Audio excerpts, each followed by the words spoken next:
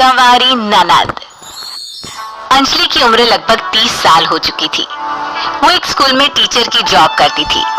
अंजलि के घर में उसकी माँ के अलावा उसका छोटा भाई और भाभी भी रहा करते थे।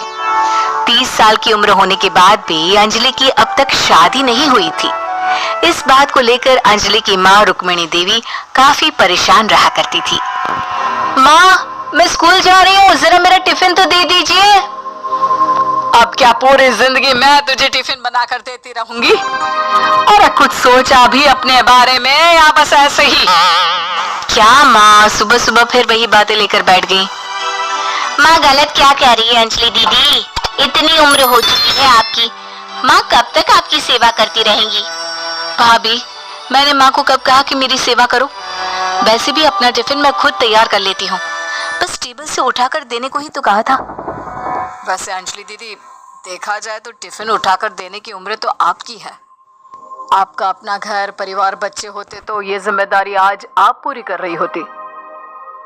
एक बात मेरी समझ में नहीं आती, अगर मेरी शादी नहीं हुई तो इसमें मेरी क्या गलती है और तुम सब लोग मेरे पीछे क्यों पड़े रहते हो? अरे कुछ कहना क्या पीछे पड़े रहना होता है? अपने छोटे भाई को देख, तुझसे 3 साल छोटा है लेकिन 2-2 बच्चे खेल रहे हैं आंगन में। मुझे आप लोगों की कोई बात नहीं सुननी, जा रही हूँ मैं। और आप में से किसी को मेरा कोई काम करने की जरूरत नहीं है, मैं खुद संभाल लूंगी। इतना कहकर अंजलि वहां से चली जाती है। शाम को जब अंजलि अपने स्कूल से लौटकर घर वापस आती है तो उसने देखा कि पड़ोस वाली निर्मला चाची वहां पर बैठी हुई थी। क्या बात है अंजलि बिटिया, नौकरी करके वापस आ गई? जी चाची जी। कैसी हैं आप? मैं तो ठीक हूँ बेटा, तुम बताओ शादी के बारे में कुछ सोचा या नहीं? अरे रहने दीजिए ना, इससे तो शादी की बात करना ही बेकार है। कुछ भी कहो तो गुस्सा करती है, बात बात पर आंखें दिखाती है। माँ, आप ऐसा क्यों कह रही है? मैंने कब आप पर गुस्सा किया? अरे अंजलि बेटा, तुम्हारी माँ ठीक ही तो कहती है। 30 की होने आई हो, अब तुम्हें भी शादी वादी कर लेनी चाहिए। चाची जी, आप तो ऐसे कह रही हैं जैसे शादी करने से मैंने मना किया हो। रहने दीजिए निर्मला चाची, हमारी अंजलि दीदी को अभी तक उनकी पसंद का दूल्हा नहीं मिला ना, इसीलिए वो शादी नहीं कर रही। भाभी, ऐसी कोई बात नहीं है। अरे तो फिर क्या बात है? तुम्हारी माँ ने तुम्हारे लिए इतने रिश्ते ढूंढे लेकिन तुम्हें कोई पसंद ही नहीं आता। क्या है ना चाची जी, हमारी ननद रानी नौकरी जो करती है ऐसे ही थोड़ी ना किसी को पसंद कर लेंगी। अरे भाई, नौकरी का घमंड है तो बात अलग है, कोई और बात हो तो बताओ, कोई रास्ता निकाला जाए। नहीं नहीं चाची जी, कोई बात नहीं है, बस मुझे अभी तक अपनी पसंद का कोई मिला नहीं है।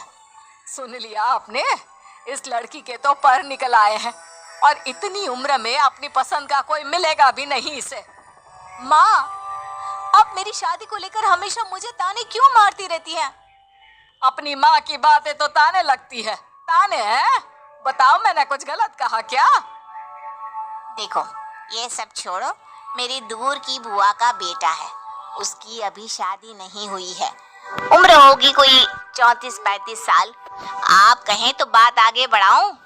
अरे हाँ हाँ, क्यों नहीं, ये भी कोई पूछने की बात है। अरे जल्दी से लड़के को यहाँ बुला लो। माँ, आप मुझसे पूछे बिना मेरी शादी की बात करने जा रही हैं और मेरी उम्र 30 भी पूरी नहीं हुई है। निर्मला चाची कह रही है कि वो लड़का 35 साल का है। अंजलि दीदी, आपको क्या लगता है इस उम्र में कोई फिल्म का हीरो आएगा आपके लिए? देखिए, अब पसंद और नापसंद की बात तो रहने दीजिए, पसंद करने की उम्र तो आपकी निकल चुकी। अब तो जो भी मिले उसी से शादी कर लीजिए, इसी में भलाई है। तेरी भाभी बिल्कुल ठीक कह रही है, अब जैसा रिश्ता मिले उसके लिए हाँ कर देना ताकि हम भी गंगा नहाए। ठीक है, चलिए मैं उस लड़के को कहती हूँ, वो कल ही अंजलि को देखने आ जाएगा।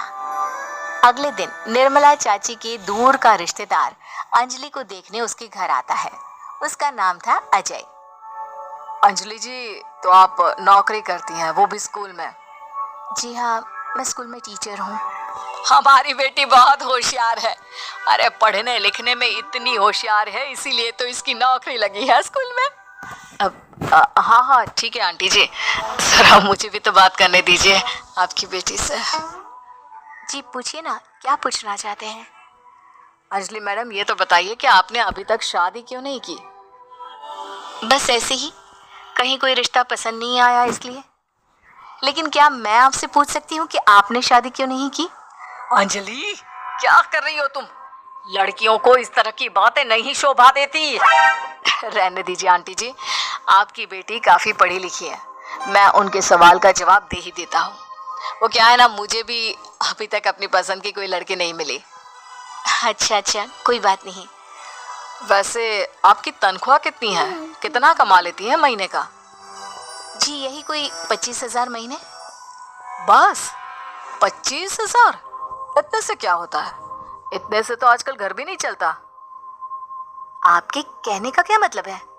अरे मैं तो ये सोच कर आया था कि नौकरी वाली लड़की है, आराम से 40,000 कमाती होगी। माफ कीजिएगा, आपका और मेरा रिश्ता नहीं हो सकता।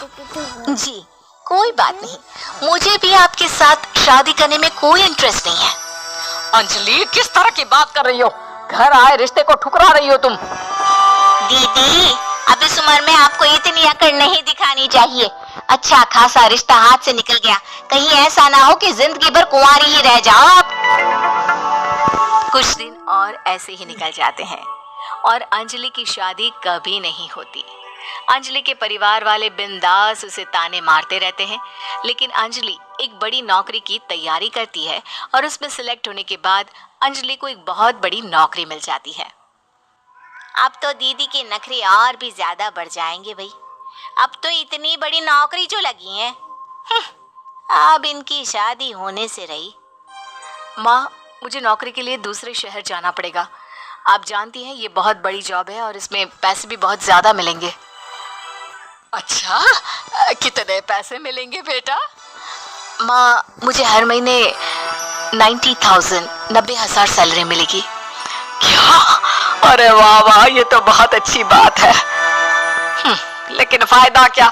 कितने भी पैसे मिले, शादी तो हुई नहीं ना तुम्हारी।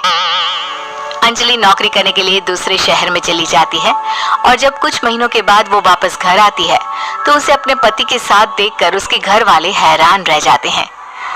अरे अंजलि, तूने शादी कर ली और हमें बताया तक नहीं। और दामाद जी करते क्या है? इतनी बड़ी कार है उनकी। माँ, मैं आपको सब कुछ बताना चाहती थी, लेकिन आप सबके ताने सुनकर बहुत दुखी हो गई थी और इसलिए मैंने अपनी पसंद से शादी कर ली। मेरे पति मेरे साथ ही ऑफिस में नौकरी करते हैं और बहुत बड़े अफसर हैं। और एक बात बताऊं माँ, आज मैं बहुत खुश हूँ।